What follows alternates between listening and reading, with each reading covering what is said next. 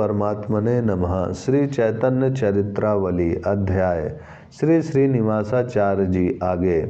श्रीनिवास जी के ऊपर मानो वज्र गिर पड़ा हो। वे खिन्न चित्त से क्रदन करते करते सरकार ठाकुर के समीप पहुँचे और रो रोकर सभी समाचार सुनाने लगे। भक्ति भवन के इन प्रधान स्तंभों के टूट जाने से भक्तों को अपार दुख हुआ।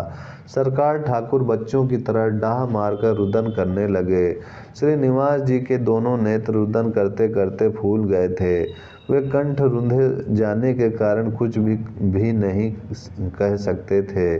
सरकार ठाकुर ने इन्हें कई दिनों तक अपने ही यहाँ रखा। इसके अनंतर वे घर नहीं गए।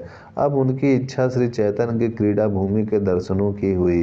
वे उसी समय सरकार ठाकुर से विदा होकर नवद्वीप में आए। उन दिनों विष्णु प्रिया जी घोर तपस्या में जीवन बिता रही थीं। वे किसी से भी बातें नहीं करती थीं, किंतु उन्हें स्वप्न में गौरांग का आदेश हुआ कि श्रीनिवास हमारा ही अंश है, इससे मिलने में कोई क्षति नहीं, इसके ऊपर तुम कृपा करो। तब उन्होंने श्रीनिवास जी को स्वयं बुलाया। वे इस छोटे बालक के ऐसे त्याग, वैराग, प्रेम और रूप लावण को देखकर बड़ी प्रसन्न हुई। प्रिया जी ने इनके ऊपर परम कृपा प्रदर्शित की, इनसे बातें की, इनके मस्तक पर अपना पैर रखा और अपने घर के बाहरी दालाने में इन्हें कई दिनों तक रखा। जगन माता विष्णु प्रिया जी से विदा होकर ये शांतिपुर में अद्वैताचार्य की जन्म भूमि को देखने गए।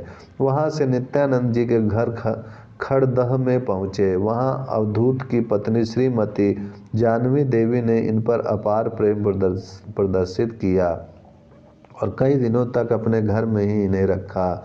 उन दोनों माताओं की चरण वंदना करके ये खाना कुल कृष्ण नगर के गोस्वामी अभिराम दास जी के दर्शनों को गए।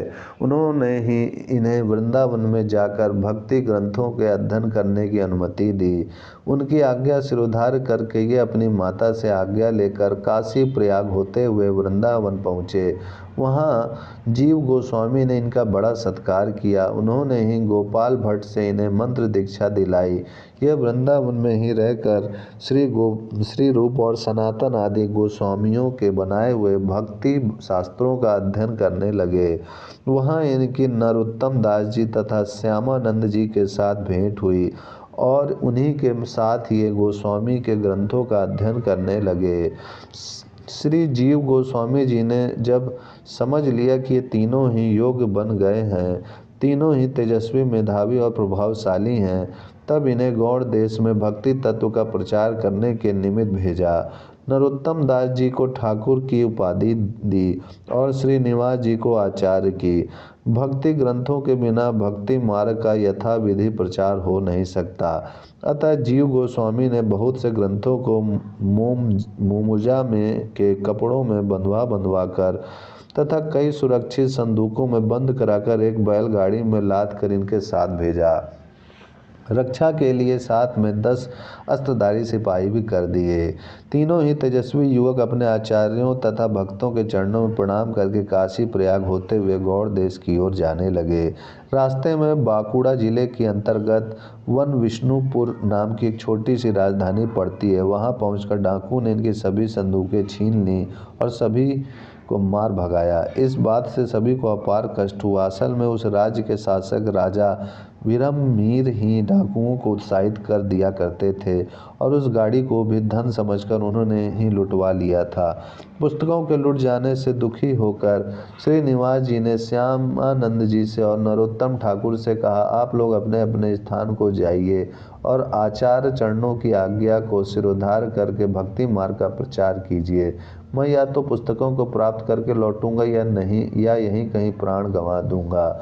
बहुत कहने सुनने पर वे दोनों आगे के लिए चले गए। श्रीनिवास जी वन विष्णुपुरी में घूम घूमकर पुस्तकों की खोज करने लगे।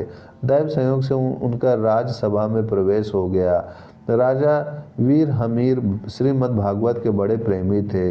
उनकी सभा में रोज कथा होती थी। एक दिन कथावाचक राज पंडित को अशुद्ध अर्थ करते देखकर इन्होंने उसे टोका। तब राजा ने कुतूहल के साथ इनके मैले कुचैले वस्त्रों को देखकर इन्हीं से अर्थ करने को कहा। बस फिर क्या था, ये धारा प्रवाह से एक ही श्लोक के नाना भांति से युक्ति युक्त और शास्त्र प्रमाण द्वारा विलक्षण विलक्षण अर्थ करने लगे। इनके ऐसे प्रकांड पांडित्य को देखकर सभी श्रोता मंत्रमुग्ध से बन गए। राजा ने उनके इनके चरणों में प्रणाम किया। पूछने पर इन्होंने अपना सभी वृत्तांत सुनाया।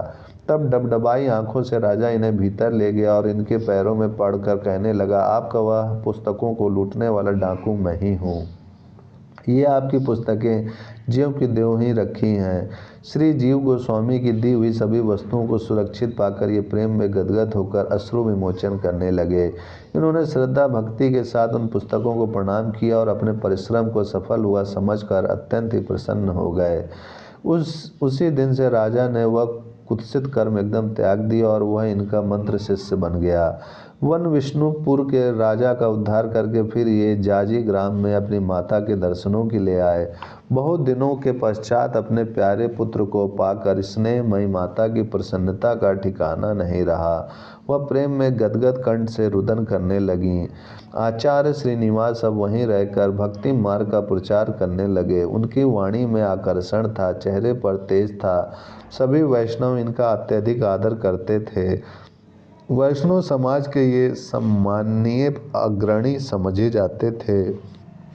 49 वर्ष की अवस्था में इन्होंने अपना पहला विवाह किया और कुछ दिनों बाद दूसरा विवाह भी कर लिया। इस प्रकार 2 विवाह करने पर भी ये विरक्तों की ही भांति जीवन बिताने लगे। बीच में ये एक बार पुनः अपने गुरुदेव के दर्शनों के निमित्त वृंदावन पधारे थे। तब तक इनके गुरु श्री गोपाल भट्ट का वैकुंठवास हो चुका था। कुछ दिन वृंदावन रहकर ये पुनः गौड़ देश में आकर प्रचार कार्य करने लगे। वन विष्णुपुरी के राजा ने इनके रहने के लिए अपने यहाँ एक पृथक भवन बनवा दिया था। ये कभी कभी जाकर वहाँ भी रहते थे।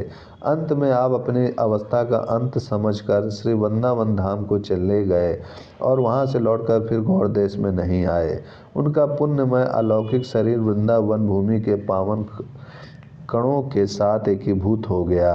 वे वैष्णवों के परम आदरणीय आचार्य अपनी अनुपम भक्ति और त्यागमय वृत्ति के द्वारा प्रवृत्ति पक्ष वाले वैष्णवों के लिए एक परम आदर्श उपस्थित कर गए।